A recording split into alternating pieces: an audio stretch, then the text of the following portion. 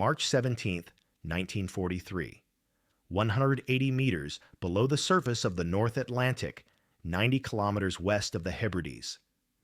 Oberfeldwebel Klaus Richter gripped the galley counter as U-257 shuddered from another depth charge explosion. Cork insulation rained from the overhead. The lights flickered. Every man aboard had stopped breathing. Another concussion. Closer. The pressure hull groaned, a sound like a wounded animal. Richter watched a coffee mug slide across the metal counter, stop, then slide back as the boat tilted. The destroyer above them had perfect contact. ASDIC pings echoed through the steel coffin every 8 seconds. Ping, ping, ping, each one a promise of death. The intercom crackled. All compartments, rig for silent running, no unnecessary movement, no unnecessary sound. Kapitän Leutnant Werner Holtorf's voice was steady, but Richter heard what the commander didn't say. We're out of options. They'd been hunted for 7 hours. The bold decoys were expended. The batteries were at 22%. They couldn't go deeper. The depth gauge already read 180 meters, 30 meters past the Type 7C's recommended maximum, and they couldn't run. The convoy Escort had them pinned like a butterfly to a board. Richter looked at the galley equipment around him. Pots, pans, the coal-fired stove that had been cold for 3 hours to reduce the boat's thermal signature. Then he heard it. The destroyer's propellers changing pitch, accelerating. Another attack run. The 29-year-old cook from Hamburg had served aboard U-boats for 19 months. He'd survived 11 depth charge attacks, but what he was about to do violated every principle of submarine warfare. It would either save 44 lives or kill every man aboard in the next 3 minutes. By March 1943, the Battle of the Atlantic had reached its turning point, but Germany's U-boat force didn't know it yet. For 16 months, Admiral Karl Dönitz's wolf packs had savaged Allied convoys with devastating efficiency. In November 1942 alone, U-boats sank 118 merchant ships, totaling 729,160 tons. The mathematics were brutally simple. Germany was destroying ships faster than Allied shipyards could replace them. The Type 7C U-boat was the workhorse of this campaign. At 67 meters long with a crew of 44 to 52 men, these submarines carried 14 torpedoes and could remain at sea for up to 12 weeks. Their 2,800 horsepower diesel engines could push them to 17 knots on the surface. Submerged, electric motors provided a maximum of 7.6 knots, but only for brief periods before the batteries drained. Their operational diving depth was 150 meters. The crush depth, where the pressure hull would implode, was calculated at 250 meters. But by early 1943, the technological advantage had shifted decisively to the Allies. New centimetric radar allowed convoy escorts to detect surfaced U-boats at night from ranges exceeding 8,000 meters, when the submarines were most vulnerable while recharging batteries. Improved ASDIC sonar could maintain contact with submerged boats to depths of 200 meters. Most critically, Allied doctrine had evolved. Escort groups now employed creeping attacks. One ship held sonar contact while another approached at silent speed to drop patterns of depth charges directly over the target's position. The statistics backed up the terror. In March 1943 alone, 15 U-boats would be lost with their entire crews. The average life expectancy of a U-boat crewman was 62 days of combat operations. Of the 40,000 men who served in the Kriegsmarine submarine force during World War II, 30,000 would die at sea. When depth charges detonated, the effects were catastrophic even without a direct hit. A Mark 7 depth charge, the British standard, contained 130 kilograms of Torpex explosive. Set to detonate at specific depths between 15 and 300 meters, each charge created a shock wave that propagated through water far more effectively than through air. An explosion within 6 meters would rupture the pressure hull. Within 12 meters, it would shatter valves, crack welds, and disable electrical systems. The psychological impact was equally devastating. U-boat veterans described depth charge attacks as the most terrifying experience of the war, worse than torpedo attacks, worse than being strafed by aircraft. The waiting. The metallic ping of enemy sonar probing through the darkness. The distant splash as charges entered the water. Then the detonations, wham, each one a hammer blow against the hull. Cork insulation showering down, light bulbs shattering, the ominous groan of steel under stress. Survival depended on doctrine drilled into every crewman. Dive deep, move slowly, maintain absolute silence. Every unnecessary noise was a beacon. Conversations were conducted in whispers. Men wore felt slippers instead of boots. Machinery was secured except for essential systems. Even the gyro compass was switched off to eliminate its characteristic hum. The Germans had developed countermeasures. Bold, also called Pillenwerfer, was a chemical decoy ejected from special launch tubes. The canister released calcium hydride and zinc dust that reacted with seawater to create a dense cloud of hydrogen bubbles. To ASDIC operators, it produced a sonar return similar to a submarine. A skilled commander could deploy Bold while turning away, leaving the Escort attacking a phantom target. But Bold had limitations. Each U-boat carried only 18 to 24 canisters. Once expended, the submarine had no defense except depth, silence, and prayer. And Allied sonar operators had learned to distinguish Bold's characteristic fizzing signature from an actual submarine. What U-boat crews needed, what they desperately lacked, was any way to confuse enemy hydrophones once the decoys ran out. The Allies had radar, sonar, and numbers. The Germans had courage, training, and increasingly futile determination. Some situations demanded more than doctrine. They demanded improvisation. British and Canadian convoy escort commanders had developed ruthless confidence by early 1943. The technical superiority was undeniable. Lieutenant Commander Peter Gretton, commanding the B-7 escort group, had written in his operational report, "The Hun's greatest advantage, his invisibility, has been eliminated. With Type 271 radar and improved ASDIC, we can hold contact through any evasive maneuver. It's now a matter of time and patience." The Royal Navy's anti-U-boat division had codified the new doctrine into a manual distributed to every escort group. Once sonar contact was established, the procedure was methodical. Maintain contact at 1,000 meters while a second escort approached at slow speed to minimize propeller noise. When positioned directly above the target, release a full pattern, 6 to 10 depth charges set for varying depths. If contact was lost after the attack, the escort would conduct a square search pattern. Most U-boats, damaged and unable to remain submerged, would eventually be forced to surface. The mathematics supported this confidence. Between January and March 1943, convoy escorts sank 39 U-boats while losing only 97 merchant ships, a dramatically improved ratio from the previous year. For the first time since 1940, the Battle of the Atlantic tilted toward the Allies. What the escort commanders didn't fully appreciate was the desperation this technological edge created among U-boat crews. Aboard U-257, Captain Lieutenant Holtorf had already attempted every standard evasion tactic. After the initial attack at 0340 hours, he'd taken the boat deep, 160 meters, and rigged for silent running.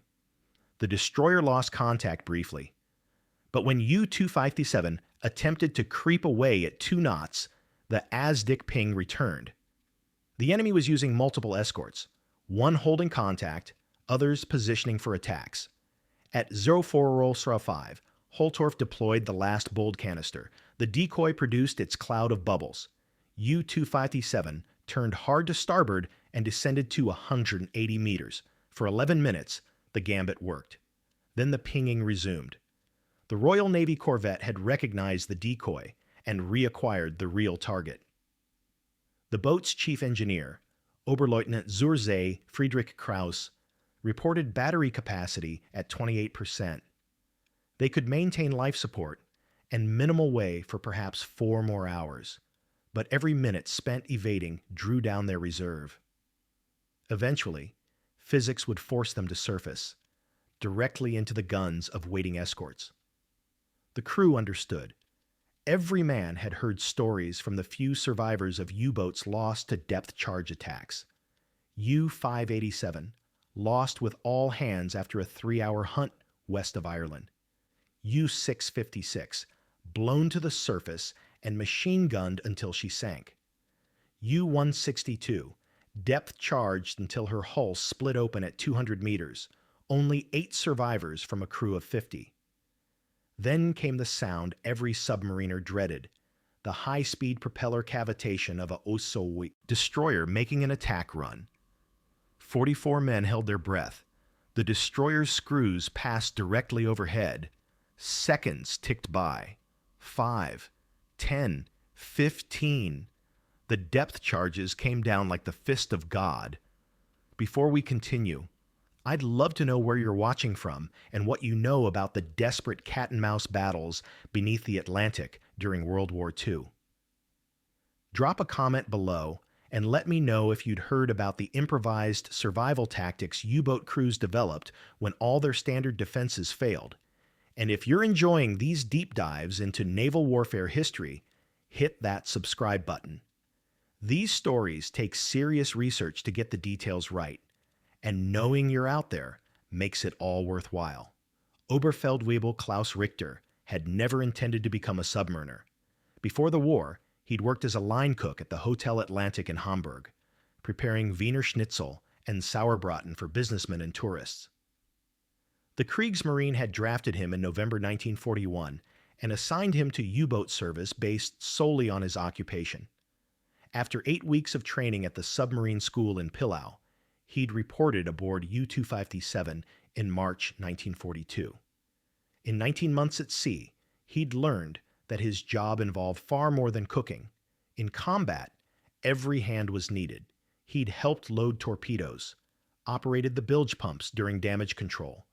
During the endless hours of silent running, he'd mastered the art of preparing cold meals that generated no sound, cutting bread with a sawing motion so slow it took 3 minutes per slice. The first pattern of depth charges detonated at 7:12 hours, 6 explosions in rapid succession. The nearest was close, perhaps 20 meters off the port beam. U-257 rolled hard to starboard. The hull shrieked. Every unsecured item crashed to the deck. In the forward torpedo room, men cried out as they were thrown against the torpedo tubes. Then silence returned, the terrible silence of waiting. The lights had been switched to emergency red to conserve battery. In the crimson dimness, Richter saw the galley equipment that had been his domain for over a year. The compact coal-fired stove, cold and secured, the storage racks with their dwindling supplies, the pots and pans, each one hung on dampened felt to prevent rattling. The destroyer's propellers were circling back for another run. What happened next, Richter would later struggle to explain. Perhaps it was exhaustion. He'd been awake for 31 hours. Perhaps it was the memory of a training lecture about how ASDIC operators distinguish between a submarine and a false echo. Sound characteristics, Doppler shift, the distinctive acoustic signature of a moving pressure hull under stress. He looked at the largest pot in the galley, a 40-liter aluminum stock pot used for cooking potatoes. Then at the coal-fired stove. Then at the pressure hull plating just above his head. Kapitän Leutnant Holtorf's voice came through the intercom. All compartments report damage. The departments responded in whispers. Forward torpedo room. Minor flooding from a sprung valve, under control. Engine room. Hydraulic leak, under control. Aft torpedo room, no damage. Control room, depth gauge cracked. Backup functional. Richter picked up the handset for the internal communications circuit. His hand was shaking. Control, this is Galley. Go ahead, Galley. It was the chief engineer, Oberleutnant Kraus. Sir, I request permission to... I have an idea, sir, about the ASDIC. A pause. Then, report to control room. Quietly. Richter moved through the boat with the practiced stealth of a submariner, one hand on the overhead pipes for balance, feet placed carefully, breathing controlled.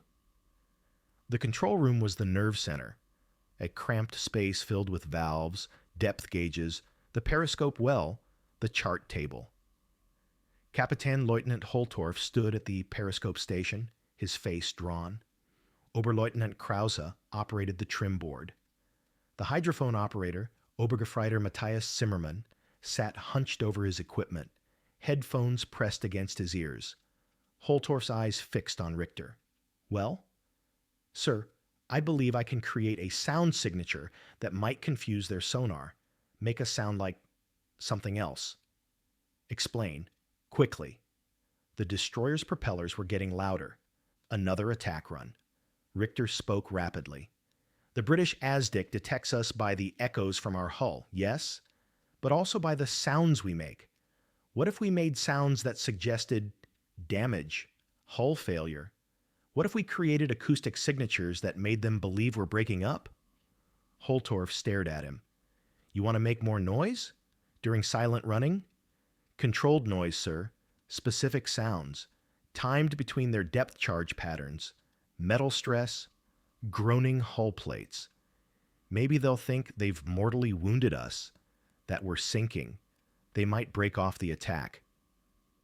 Zimmermann, the hydrophone operator, pulled off his headphones. Sir, it's insane. But, he paused. But if they think they've killed us, they'll move on to protect the convoy.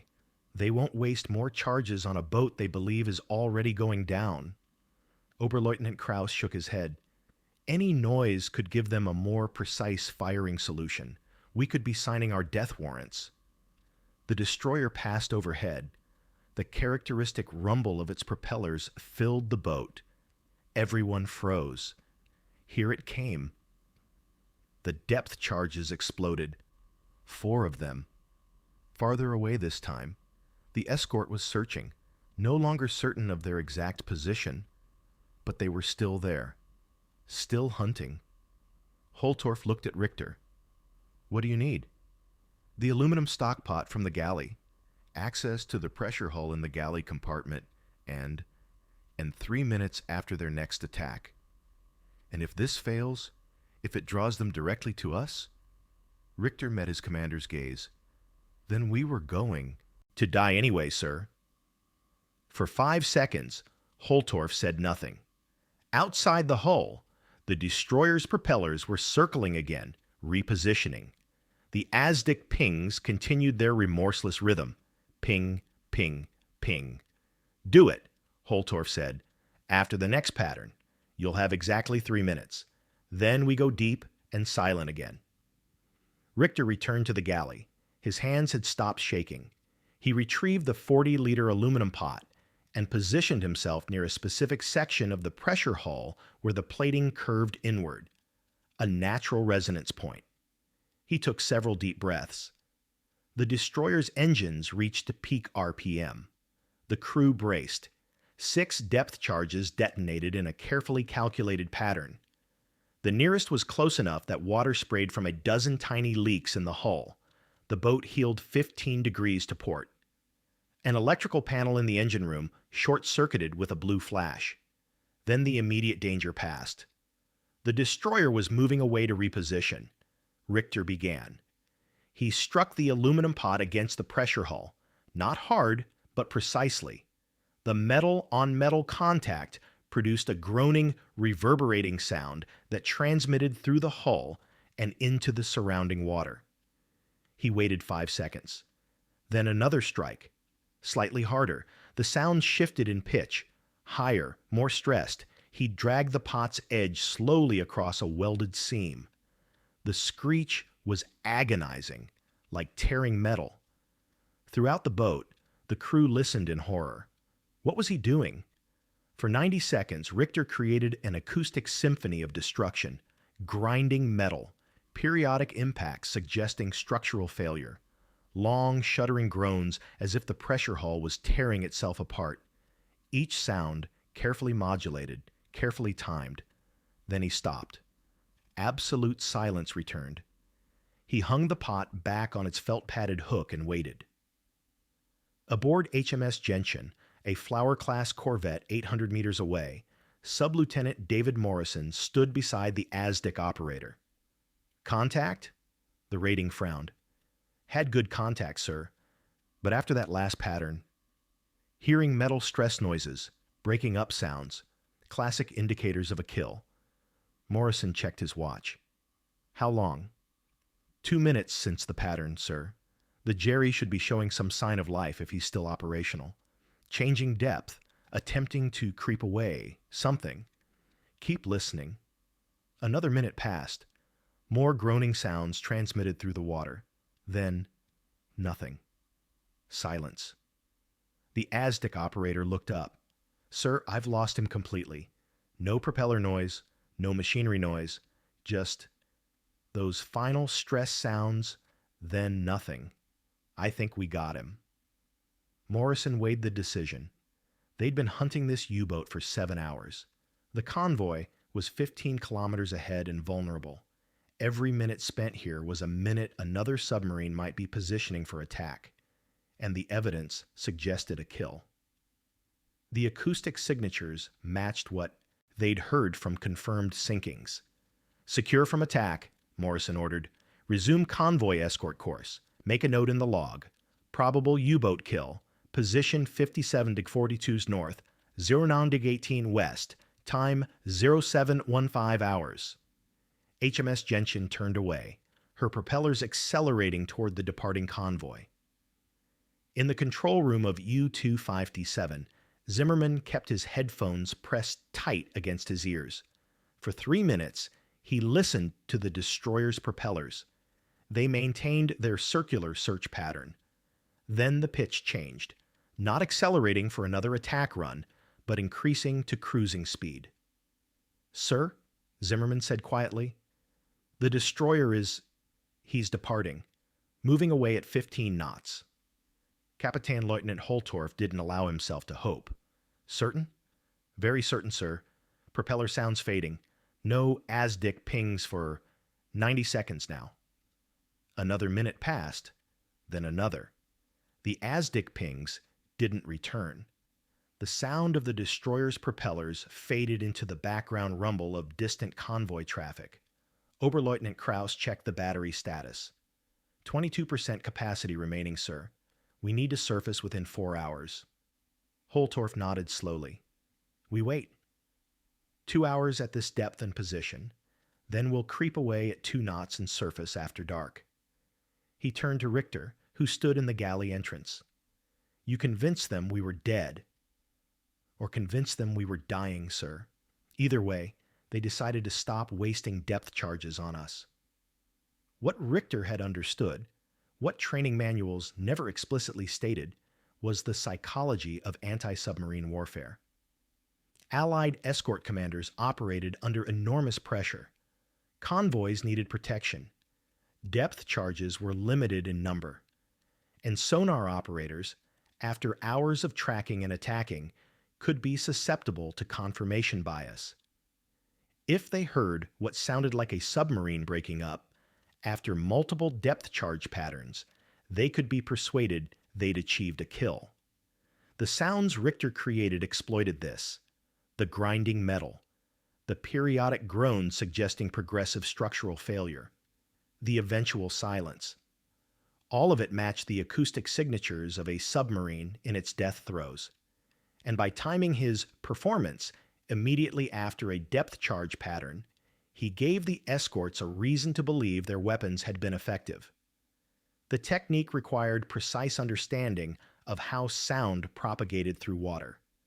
Aluminum striking steel created frequencies that resonated efficiently through the ocean. The curved section of pressure hull he'd chosen acted as an amplifier, projecting the sounds outward. And the timing, 90 seconds of progressive damage sounds, then silence, matched what sonar operators expected to hear from a mortally wounded submarine slowly flooding. It was psychological warfare conducted through acoustics.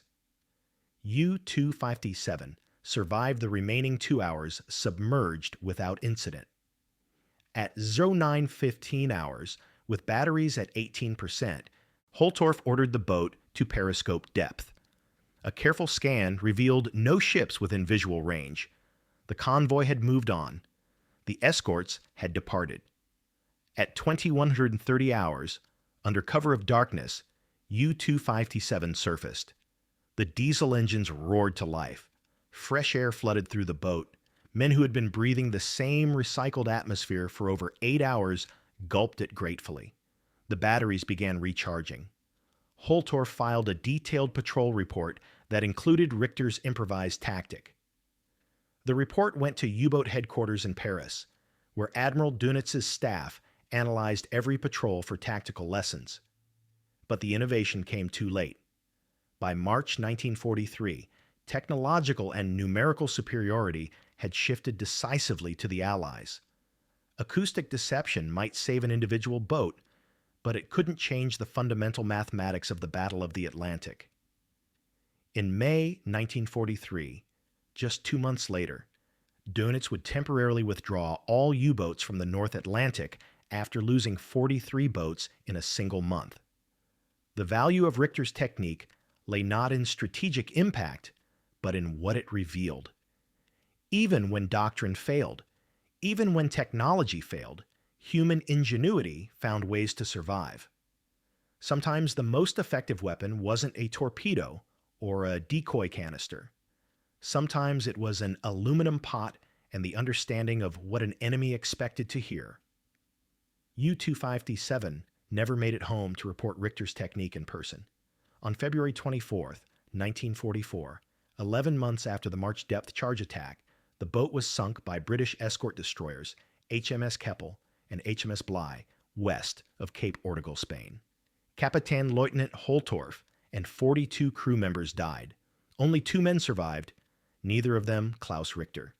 The cook from Hamburg was 30 years old when he died, but his patrol report had already entered the operational archives. Between March 1943 and the end of the war, at least 6 other U-boats successfully employed variations of Richter's acoustic deception technique. U-480 used it in January 1945 to escape a British destroyer after being cornered in the English Channel. U-1003 reported using controlled metal stress sounds to confuse escorts during an attack west of Ireland in March 1945. The technique was never officially codified into U-boat doctrine. By 1944, German naval headquarters was focused on developing the Type WWII's Electroboot, a revolutionary submarine with 3 times the battery capacity and the ability to remain submerged almost indefinitely. Acoustic deception tactics were seen as improvised desperation measures, not solutions to the submarine force's strategic problems.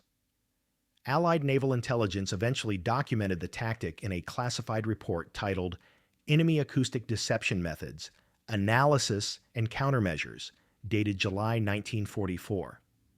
The report noted, in several instances, German submarine commanders have employed deliberate noise creation to simulate catastrophic hull failure following depth charge attacks. ASDIC operators are advised that breaking up sounds should be followed by physical confirmation, debris, oil slicks, or bodies before classifying an attack as a confirmed kill. The broader lesson took years to emerge. After the war, naval historians analyzing the Battle of the Atlantic calculated that Allied claims of U-boat sinkings significantly exceeded actual losses. In many cases where escorts reported probable kills based on acoustic evidence, the submarines had in fact escaped. Richter's technique was one reason why. Post-war submarine development incorporated acoustic warfare as a fundamental discipline. Modern submarines carry sophisticated systems for generating false acoustic signatures, electronic decoys that can simulate propeller sounds, hull signatures, even torpedo launches. But the principle remains identical to what a cook discovered with an aluminum pot in 1943. In submarine warfare, what the enemy hears is as important as what actually exists. The U-boat memorial at Miltonort, near Kiel, Germany, lists the names of 30,000 submariners who died during World War II. Among them, Oberfeldwebel Klaus Richter, crew of U-257. His name is carved in stone alongside commanders, engineers, torpedo mates, and radio operators. No special notation marks his contribution. But in the archives of naval history, his improvised acoustic deception represents something more important than a single survival tactic. It demonstrates how human ingenuity adapts under pressure, how knowledge of an enemy's expectations becomes a weapon, how a cook armed with nothing but an aluminum pot and understanding of psychology could fool sophisticated detection systems operated by trained professionals. Sometimes the machines we build don't save us. Sometimes survival comes down to a 29-year-old cook who understood that war is as much about perception as destruction. Technological superiority matters in warfare, but it can be defeated by something more fundamental: understanding what your enemy expects to hear and giving it to them. The Battle of the Atlantic was won by radar, sonar, code breaking, and industrial production. But within that larger strategic victory were thousands of smaller tactical engagements where the outcome hinged on moments of individual innovation. Klaus Richter's acoustic deception didn't change the course of the war. U-257 was eventually sunk. The U-boat campaign ultimately failed. But for 7 hours on March 17, 1943, one man's understanding of psychology and acoustics saved 44 lives. Military doctrine exists because proven methods work. Training creates predictable responses under stress. Protocols prevent chaos. But doctrine can't anticipate every situation. Sometimes survival demands breaking the rules, not recklessly, but with precise understanding of why the rules exist and when exceptions become necessary. The cook who banged a pot against a pressure hull violated every principle of submarine silent running. His actions could have drawn immediate depth charge attack. By every standard of U-boat doctrine, what he did was suicidal. But it worked. One aluminum pot, 90 seconds of carefully calibrated noise. The acoustic signature of a dying submarine, created by a man who understood that sometimes the most effective deception isn't silence. It's giving your enemy exactly what they want to hear. 44 men survived to fight another day because a cook refused to stay quiet. If you found this story as fascinating as I did researching it, I'd appreciate if you'd like this video and subscribe to the channel. There are dozens more untold stories from World War II's naval warfare that deserve to be remembered. Stories of improvisation, innovation, and the individual courage that determined who lived and who died beneath the Atlantic waves. What should I cover next? Let me know in the comments below, and I'll see you in the next one.